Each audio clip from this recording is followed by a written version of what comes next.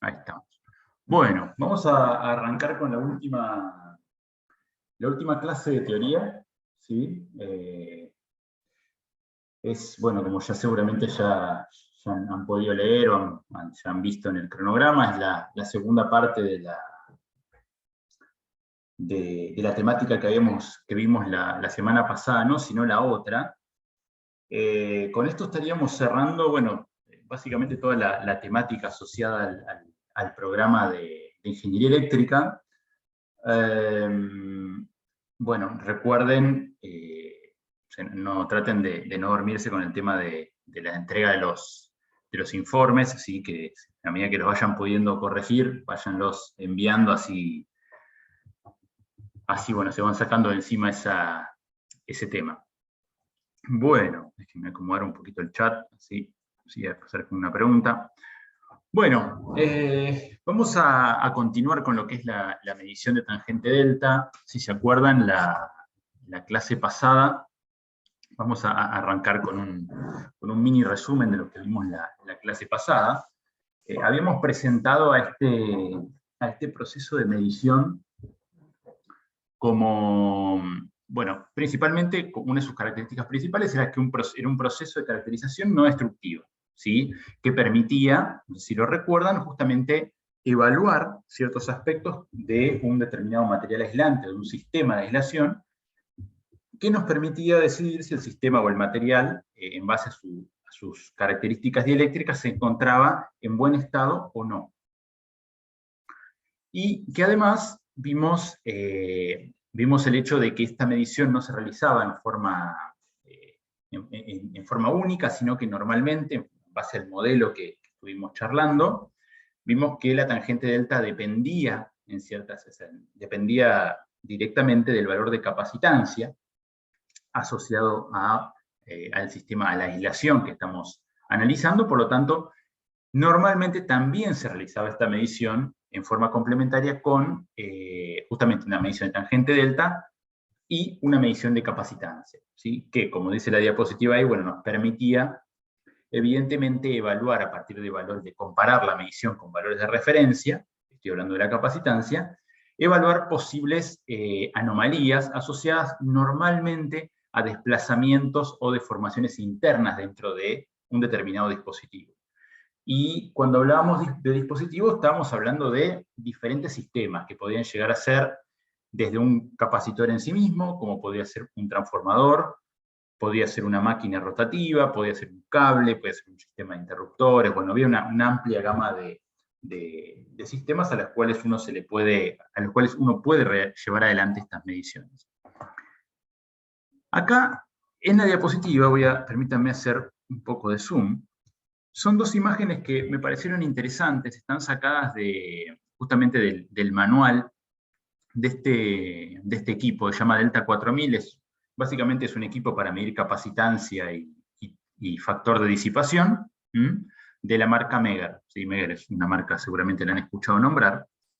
Y ellos, bueno, presentan, como prácticamente todas las principales marcas, presentan manuales, ¿sí? o guías de aplicación que muestran, ¿sí? diferentes metodologías para justamente llevar adelante estas técnicas de medición. Y fíjense que esto es un poco lo que hablábamos la clase pasada.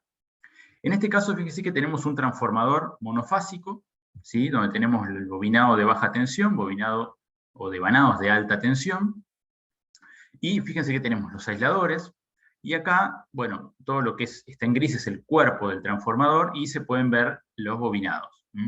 Y fíjense que el fabricante nos presenta tres capacitancias características. Fíjense, una capacitancia que se va a dar entre bobinados, teniendo, ¿sí? el medio por el cual, donde se encuentran instalados los bobinados, funciona como dieléctrico, entonces tenemos una capacitancia característica entre bobinas, y después tenemos capacitancias entre los bobinados y justamente lo que sería el chasis del transformador.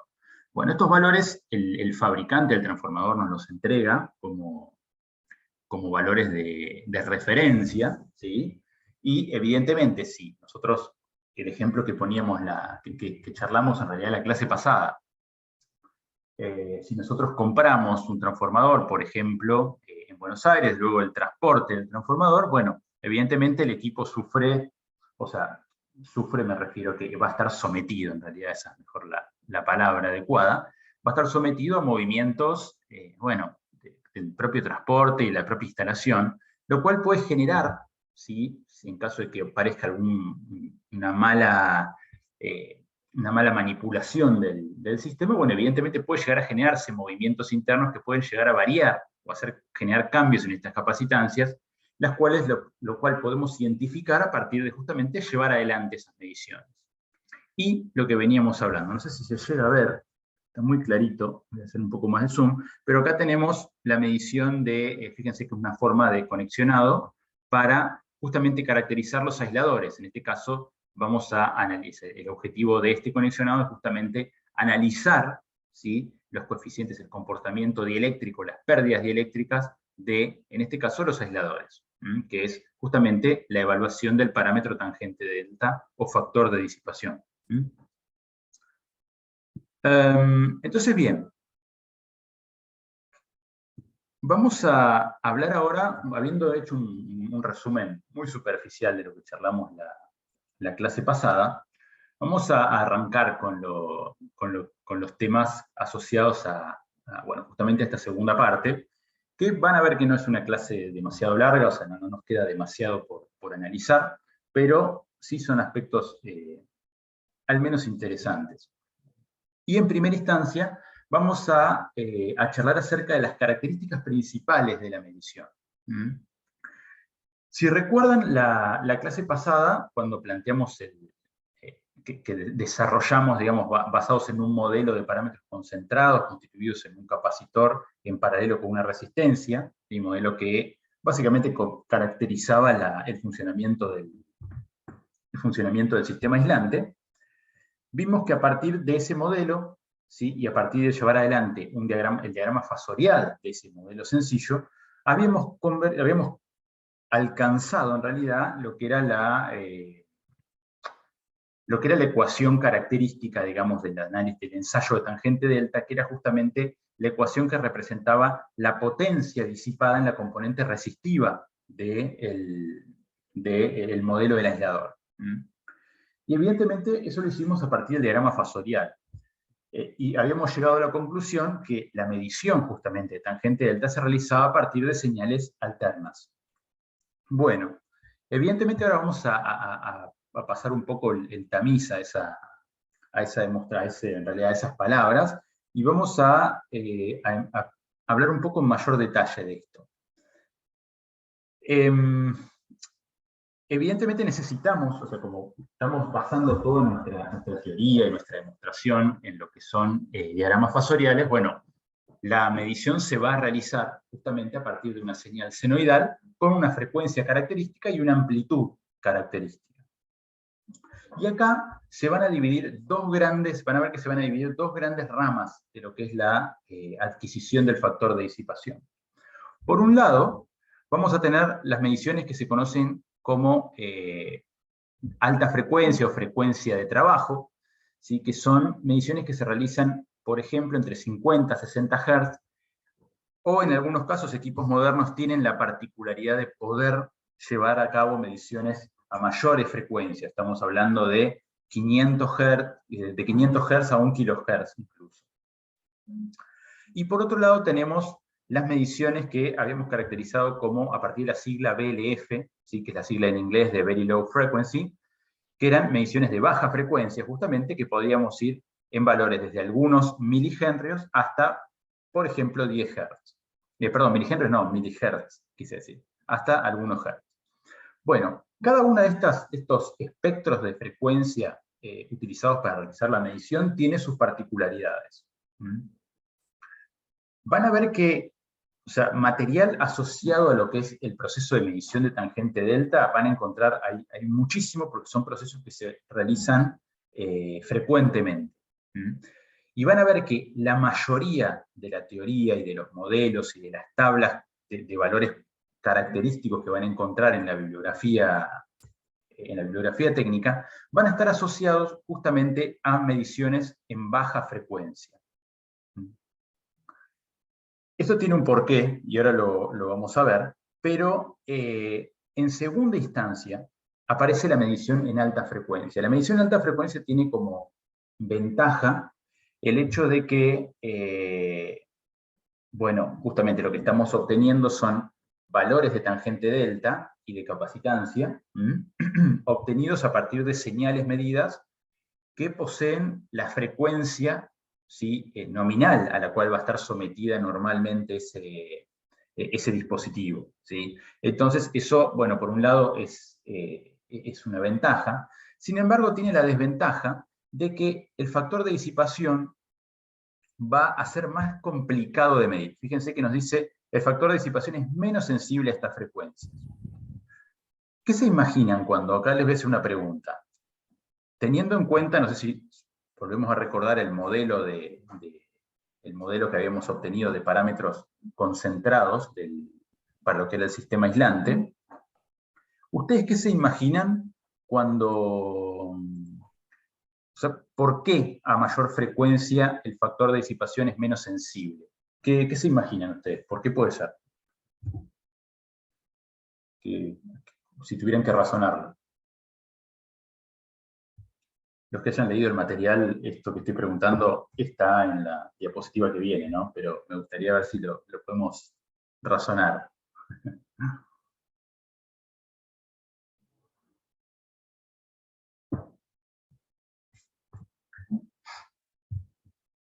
¿Qué les parece? Pueden decir no sé, ¿eh?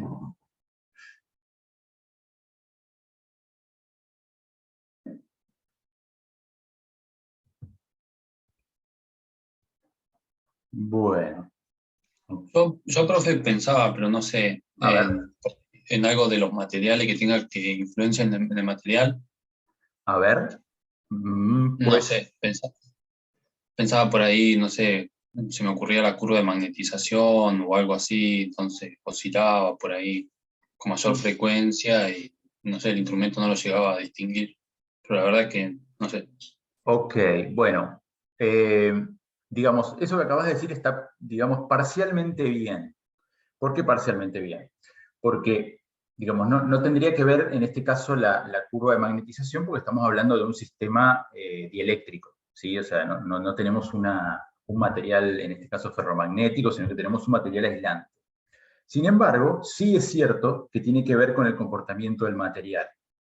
Y fíjense lo siguiente, y el razonamiento tiene dos aristas. Por un lado, si se acuerdan, vamos a pasar a la siguiente diapositiva. Si se acuerdan, en el modelo de parámetros concentrados que usamos la clase pasada, vimos que el dieléctrico se podía modelar a partir de una reactancia capacitiva pura en paralelo con una resistencia.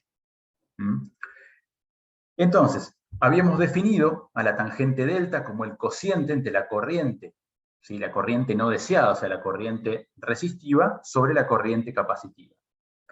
Fíjense que si la frecuencia aumenta, la tangente delta disminuye.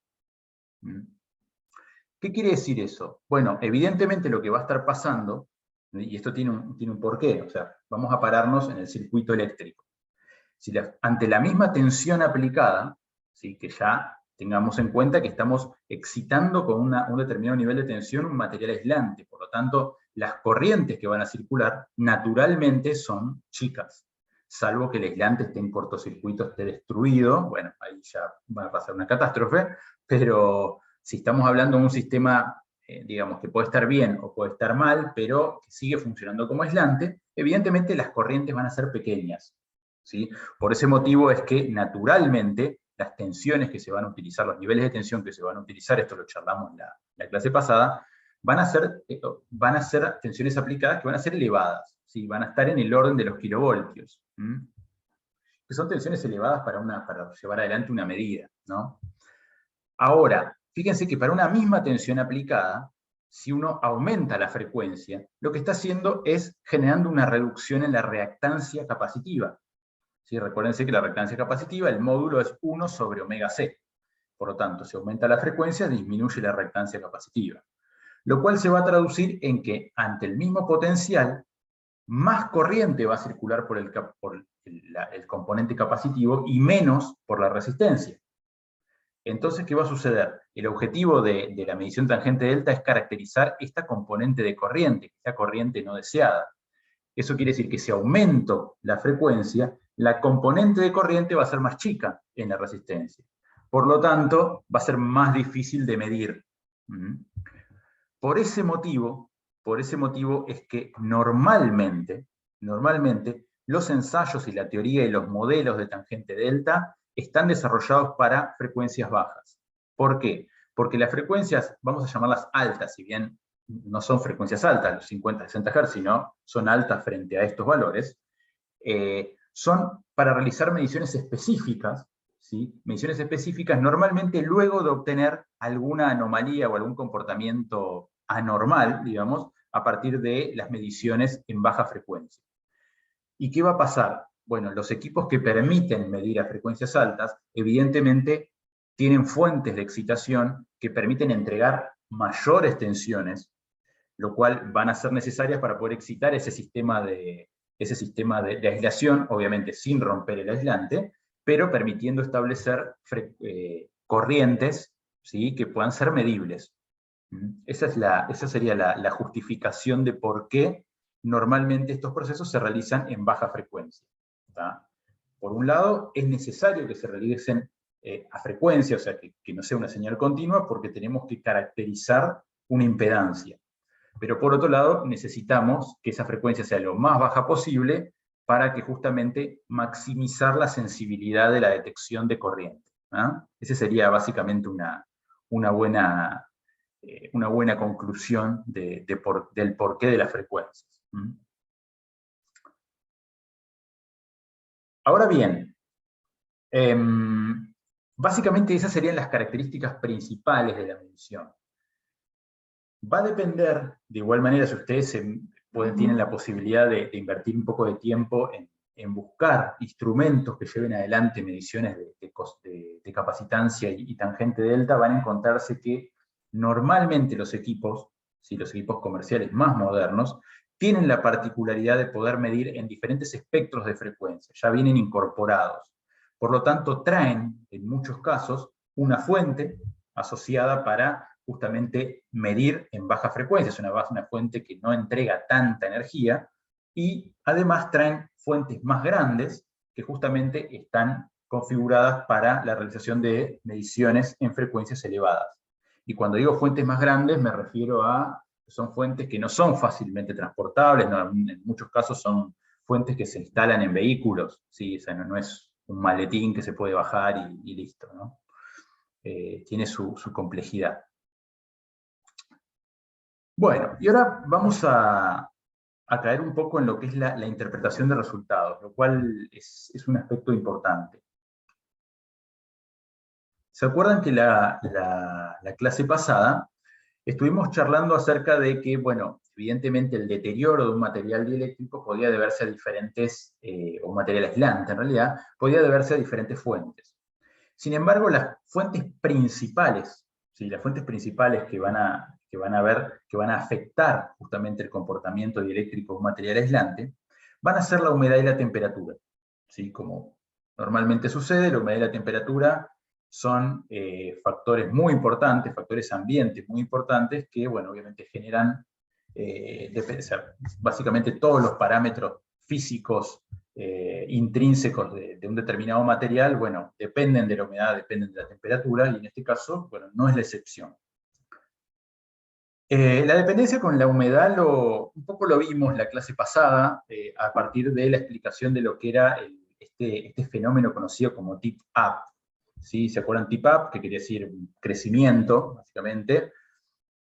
Tenía que ver con justamente esa dependencia que muestra el factor de disipación con la tensión aplicada. Fíjese que si hablamos de un material que fuera perfectamente aislante, o sea que la resistencia, ese componente resistivo en paralelo estuviera, o sea, si el material fuera ideal, ese componente resistivo, lo discutimos en la clase pasada, tendería a infinito. Bueno, por más que el material esté en perfecto estado, esa componente resistiva no va a ser no va a ser infinita. ¿Sí? No va a ser infinita, por lo tanto, siempre va a haber una pequeña circulación de corriente resistiva a través del material aislante. Y ustedes saben que al haber una corriente resistiva, eso genera justamente un consumo de potencia activa que se traduce en calor. El calor aumenta, ¿sí? Ese calor disipado aumenta la resistencia, por lo tanto, fíjense que siempre, por más que el aislante esté en un estado óptimo, o esté en estado como básicamente el fabricante nos lo entrega, siempre va a haber una pequeña, al menos una pequeña dependencia con la tensión aplicada. Básicamente dada por justamente esa circulación de corriente. Entonces, fíjense acá tenemos este gráfico, en realidad este resultado es similar al que vimos la clase pasada. La clase pasada lo que mostramos, o al menos en lo que estuvimos charlando, eran mediciones de tangente delta asociadas a una máquina que, si mal no recuerdo, estaba aplicada a la industria textil. En este caso es un análisis de tangente delta realizado sobre un cable coaxial. ¿Sí? Es el mismo modelo de cable coaxial, o sea, con el mismo sistema de aislación, pero en estados diferentes de funcionamiento. En primera instancia, fíjense que tenemos un cable cuya aislación está ok. Fíjense que si bien presenta cierta dependencia con la tensión aplicada, esa dependencia es muy baja. Y por otro lado tenemos, fíjense, este crecimiento abrupto, ¿sí? Con la tensión aplicada. Bueno, este crecimiento que tenemos acá es lo que se llama tip-up. Básicamente, ¿sí? Básicamente, este proceso, este comportamiento no deseado, este crecimiento abrupto, justamente como decía recién, tiene que ver con daños en el material dieléctrico. Esto también lo charlamos superficialmente la clase pasada, pero vamos a hablar un poco más en detalle. Evidentemente con el uso, ¿sí? O bien con el uso, o bien por algún daño o algún mal funcionamiento en el proceso de fabricación, el material puede presentar, el material aislante, evidentemente no va a ser nunca perfectamente homogéneo, pero justamente dependiendo de estos factores, se pueden presentar o bien burbujas adentro del material, ya sea si es un sólido, o sea, el aislante puede ser sólido o puede ser líquido, por ejemplo. Por lo tanto, las burbujas pueden existir en cualquiera de las dos situaciones. Esas burbujas, en primera instancia, van a presentar una fuerte discontinuidad en el material, o sea, básicamente van a presentar caminos de baja resistencia localizados dentro del aislante. Porque ustedes saben que, bueno, el aire si bien tiene una constante dieléctrica, pero esa constante dieléctrica va a ser peor que la constante dieléctrica del material aislante. Por lo tanto, va a presentar, ¿sí? Ante una tensión aplicada, va a presentar caminos de menor resistencia para la corriente. ¿Qué sucede? Bueno, evidentemente si el material, además de tener esas burbujas, por ejemplo, tiene fracturas, bueno, evidentemente la humedad se va a hacer presente en mayor o menor medida dependiendo de muchos factores.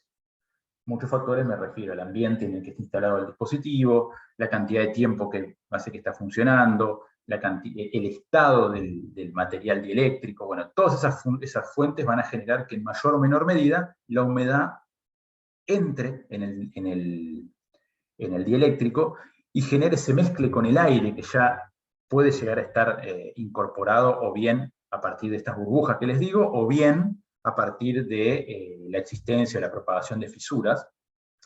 Entonces fíjense que si ya teníamos aire, ahora tenemos aire mezclado con agua, lo cual va a justamente presentar cada vez menor resistencia. Y ustedes conocen el efecto de ruptura de dieléctrico, ¿sí? Ustedes creo lo vimos, ese efecto lo charlamos al menos cuando hablamos de, por ejemplo, el transformador de corriente en circuito abierto. ¿Sí? ¿Se acuerdan que hablamos de la aparición de esos picos de tensión y que debido a que bueno, las borneras estaban próximas unas de otras, evidentemente esa diferencia de potencial elevada generaba una ruptura dieléctrica del aire y se generaba un arco, ¿sí? Haciendo que circule corriente a través del aire. En este caso va a pasar algo similar, y evidentemente lo que va a estar generándose son cambios en la componente resistiva del dieléctrico, ¿sí? Por lo tanto, si hay humedad en conclusión, ¿no? Si hay humedad dentro del sistema de aislación, Bueno, este tipo de comportamientos, ¿sí? Este tipo de comportamientos se van a hacer presentes. Ahora, algo que también hablamos en la presentación pasada es que la medición de tangente delta, una de sus particularidades es que es una medición comparativa. ¿Esto qué quiere decir? Que en principio no me alcanza, no puedo sacar conclusiones solamente mirando las mediciones tomadas, sino que tengo que comparar esas mediciones con valores de referencia. Bueno, en este caso, justamente este ensayo de tangente delta en función de la tensión nos muestra que, si bien es cierto que necesito comparar los valores de factores de disipación con valores de referencia, evidentemente puedo llegar a sacar alguna conclusión si observo, ¿sí?, un comportamiento en las mediciones de este tipo. ¿Cuál es el inconveniente de esto? Que ya sea que el material esté en buen estado o en mal estado, a ver, me parece que me corté. ¿Se escucha? ¿Hola? ¿Hola, hola?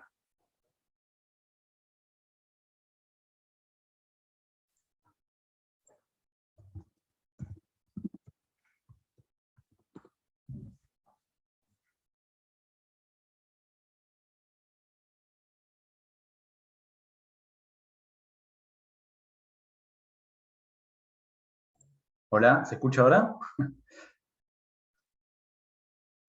Sí, ahora sí. Tuve un lapso de internet. Les voy a pedir dos cosas, dos favores. A ver, primero, a ver si puedo. Martín Rato, ¿estás conectado? ¿Estás ahí?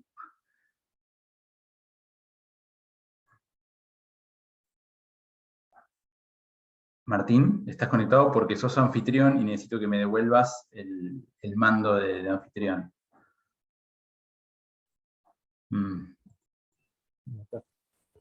No está. Qué lástima. A ver, che, ¿cómo podemos hacer? Está difícil. Permítanme que vamos a